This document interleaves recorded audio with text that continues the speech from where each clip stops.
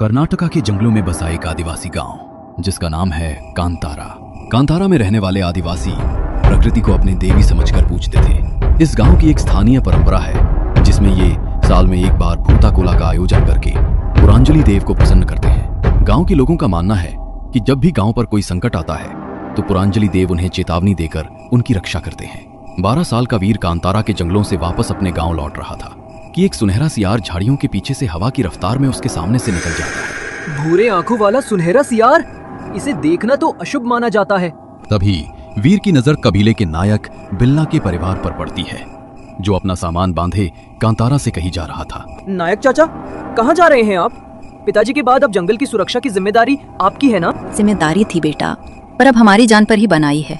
कांतारा की रक्षा जिनके हाथों में थी, उन्हीं के प्रकोप ने इन जंगलों को, यहाँ रहने वाले लोगों को खतरे में डाल दिया है।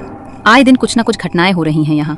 ऐसा रहते मैं अपने परिवार की जान खतरे में नहीं डाल सकती। और तुम सुधीर, तुम तो कहते थे कि तुम मेरा साथ कभी नहीं छोड़ोगे।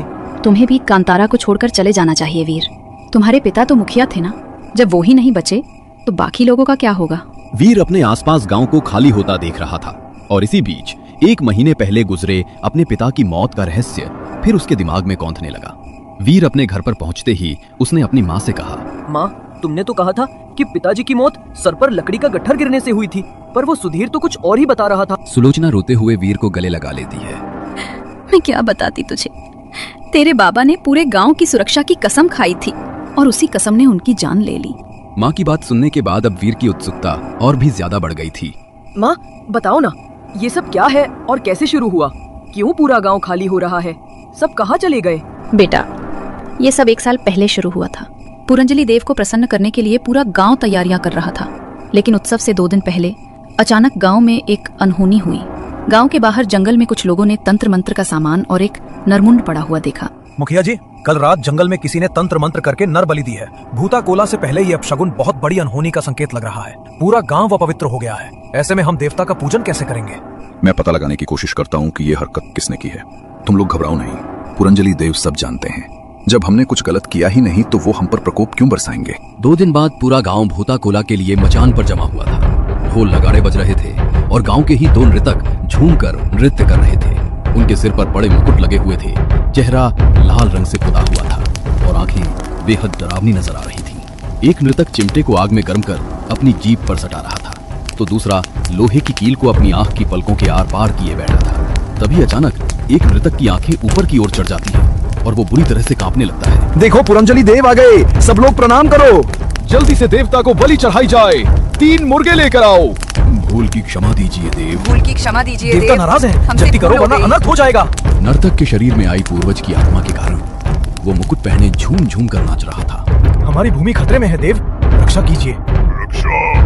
इस भूमि को अब खून से सींचा जाएगा, रक्तपात होगा, तबाही होगी। ये देव क्या कह रहे हैं? हमारे देवता तो कभी रक्त नहीं मांगते, ऐसा नहीं हो सकता। इसके पहले कि कोई कुछ समझ पाता, नर्तक की आंखों में खून उतर आया। गुस्से भरी निगाहों से सुलोचना को देखते हुए वो बोल पड़ा, तुम्हारा सिंदूर जल्दी ही मिटने वाला है। हर तरफ मातम ही मातम होगा। ना कांतारा बचेगा, ना जन, ना जीवन, ना देव। सभी ने देव को शांत करने की बहुत कोशिश की, पर वो शांत नहीं हुए। पूर्वजों की आत्मा यूं ही नहीं आती। वो सभी को किसी आगामी अनहोनी का संकेत दे रहे थे। और फिर अगली सुबह वो हुआ जिसने सभी को दहला कर रख दिया। रोज की तरह तुम्हारे पिता जंगल में लकड़ियां काटने गए हुए थे कि तभी उन्हें झाड़ियों से कुछ आहट सुनाई दी। कौन है वहाँ? आगे आओ। मैं जगजीवन हूँ, कांतारा का मुखिया। सामने आओ। अगले ही पल सूखे पत्तों पर खरखराहट की आवाज सुनाई देती है और एक ताकत मुखिया का पांव पकड़कर उसे जंगल में घसीट ले जाती है। अगले दिन बड़ी ही बेरहमी से मारा है, एक पूरा पैर उखाड़ कर ले गया। ये किसी इंसान का काम नहीं हो सकता। तो क्या कोई जानवर आकर मुखिया जी की जीभ और टांग उखाड़ ले गया? इस तरह कोई किसी को कैसे जख्मी कर सकता है? शरीर पर कहीं भी मांस की एक परत नहीं छोड़ी, छल्ली छल्ली कर दिया है। वीर अपने पिता को इस हालत में देखेगा तो खुद को संभाल नहीं पाएगा। मुझे लगता है हमें अंतिम संस्कार की तैयारियां शुरू कर देनी चाहिए भाभी। उस दिन के बाद एक एक करके लोग उस अज्ञात प्रेत का शिकार होने लगे। पता नहीं कौन है वह। सभी का कहना है भूताकोला पूजा में हुई गलती का ही प्रकोप है यह। उस दिन उत्सव से पहले कोई तांत्रिक पूजा की गई थी, जिससे देव रुष्ट हो गए हैं और बलि मांगने लगे। पर मुझे नहीं लगता कि जंगल की रक्षा करने वाले देव किसी की जान ले सकते हैं। खैर, वजह जो भी हो, अब हमें भी कांतारा को छोड़कर चलना चाहिए। अगले कुछ दिनों में जंगल से आदिवासियों की एक के बाद एक लाशें मिलने लगी थी। सभी लाशों की हालत बहुत खराब थी। समझ नहीं आ रहा था कि ये किसी इंसान का काम है, जानवर का, या फिर किसी श्राप का। और फिर अचानक से एक रात पूरा गांव खाली हो गया। अपनी जमीन, घर, जानवर सब छोड़कर पूरा गांव न जाने कहां पलायन कर गया। 3 महीने बाद आज की तारीख में कांतारा के जंगलों को काटते हुए कुछ लोग खुदाई की मशीन चला रहे थे। अजब कहानी है। आपको लगता है सर इसमें कोई सच्चाई होगी? सच्चाई थी भी तो अच्छा, नहीं थी तो भी अच्छा है। डर के कारण ही सही लोगों ने पूरा गांव खाली तो कर दिया। पानी के भाव सोना मिल गया हमें। अब इस जंगल के नीचे छिपा खनिज हमारा होगा। लोगों ने गांव को खाली नहीं किया साहब, सभी लोग मारे गए। आसपास के गांव वाले कहते हैं कोई नहीं बचा। देवता का प्रकोप जब आता है तो हरा भरा पेड़ सूख जाता है, फिर इस गांव में कोई कैसे बचता? जो भी है, ये कहानियां हैं तो थोड़ी अजीब ही। आज के जमाने में ये सब सच हो सकता है, मुझे यकीन नहीं है। बात करने के पैसे नहीं मिलते तुम लोगों को, चलो अपना अपना काम करो। ये कहानी नहीं, सच है साहब। ये कोई आम जंगल नहीं है, इसकी रक्षा देवता करते हैं। अच्छा, देवता रक्षा करते हैं तो अब कहाँ है वो देवी देवता? हमारा तो कोई कुछ नहीं बिगाड़ रहा। ये कैसा देवता है जो उसे मानने वालों को ही खत्म कर दे? खैर, हमें तो मिनरल से मतलब है। करोड़ों की कमाई होगी। उन करोड़ों में 50 लाख उस बिचौलिए के होंगे, क्योंकि आखिर मेहनत उसकी ही है। रात के 12 बजे खुदाई का काम रोककर मजदूरों के साथ कॉन्ट्रैक्टर वर्मा अपने तंबू में सोने चला जाता है। कहा जा रहा है इस जंगल की सीमा में अंदर आना आसान है, लेकिन बाहर जाना बहुत मुश्किल। तेरा समय आ गया है। वर्मा चौंक कर उठता है। उसका पूरा चेहरा पसीने से भीगा हुआ था। वो सपना था। इन गवारों की बातें सुनकर मैं भी जाने क्या क्या सोचने लगा। तभी कॉन्ट्रैक्टर वर्मा को तंबू के बाहर एक परछाई सी दिखती है। वो बाहर जाता है तो देखता है कि एक औरत खुदाई मशीन चला रही है और एक आदमी अपने सर पर मिट्टी ढोता हुआ यहाँ से वहां जा रहा है। कौन हो तुम? सुलोचना। सुलोचना नाम है मेरा। बिना जीभ वाली उस औरत को बोलते हुए देखकर वर्मा के हाथ पैर कांपने लगते हैं। उस औरत का एक पैर नहीं था और उसके सिर से लगातार खून टपक रहा था।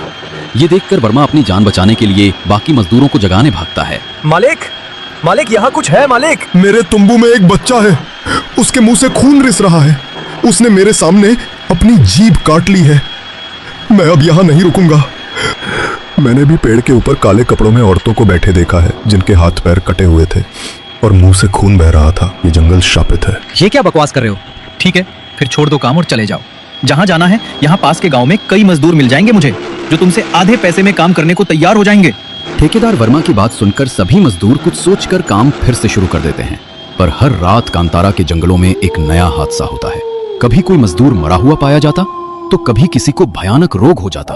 कोई देखने की शक्ति खो देता तो किसी का मानसिक संतुलन बिगड़ जाता। शापित है ये जंगल। जो कहानियां सुनी थी वो झूठ नहीं थी। पूरे कांतारा को खा गया ये जंगल। और अब हमारी बारी है।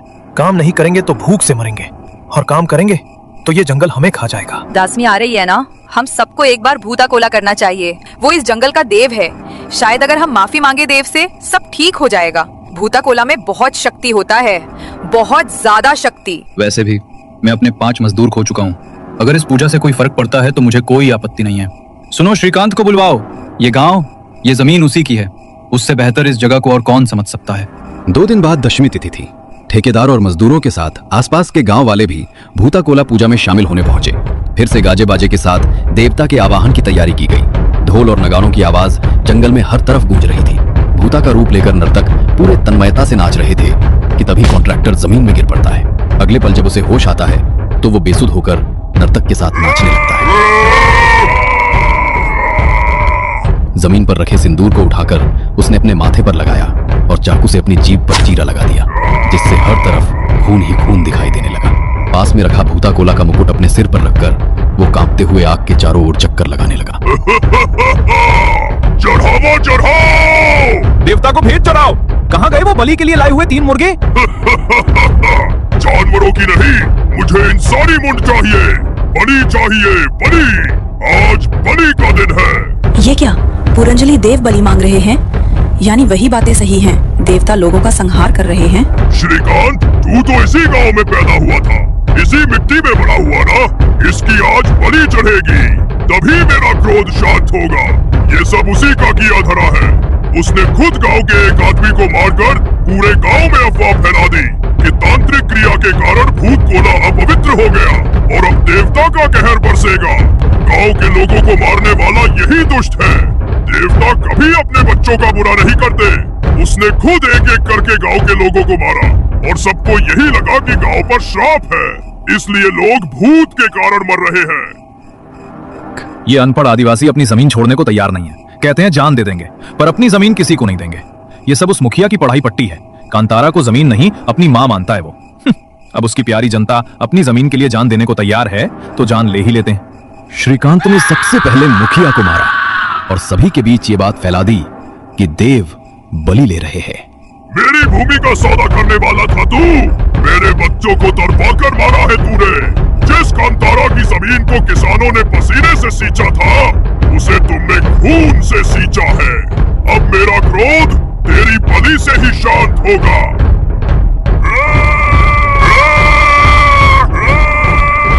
गुस्से में ठेकेदार ने श्रीकांत के सर के ऊपर अपना पैर रखा और उसके सीने में अपने 10 उंगलियां पटककर उसका सीना चीर दिया। श्रीकांत जमीन पर गिरकर तड़पने लगा और कुछ ही पलों में उसकी मौत हो गई। इसके बाद वर्मा बेहोश होकर जमीन पर गिर पड़ा। कुछ देर बाद जब उसे होश आया तो वो श्रीकांत को वहीं मरा हुआ देखकर सहम गया। ये श्रीकांत मर कैसे गया? ये सब क्या हो रहा है मेरे साथ? ये मैंने क्या कर दिया? सच्चाई जानने के बाद वर्मा खुदाई रोककर अपनी जान बचाकर वापस लौट गया। भूताकोला देव के आशीर्वाद से जंगल में भटक रही आत्माएं शांत हो गईं और गांव में फिर से लोगों का बसेरा शुरू हो गया। कहते हैं कि आज भी हर साल जंगल में भूताकोला का आयोजन होता है और गांव में बेमौत मारे गए सभी अतृप्त आत्माएं भी उस आयोजन में शामिल होने आती हैं। वे सब लोग जिन्होंने गांव के लिए अपनी जान दी, आज भी कांतारा की रक्षा के लिए जंगलों में अदृश्य रूप से तैनात हैं। इसलिए फिर कभी किसी ने जंगल में खुदाई करने के लिए पांव नहीं रखा।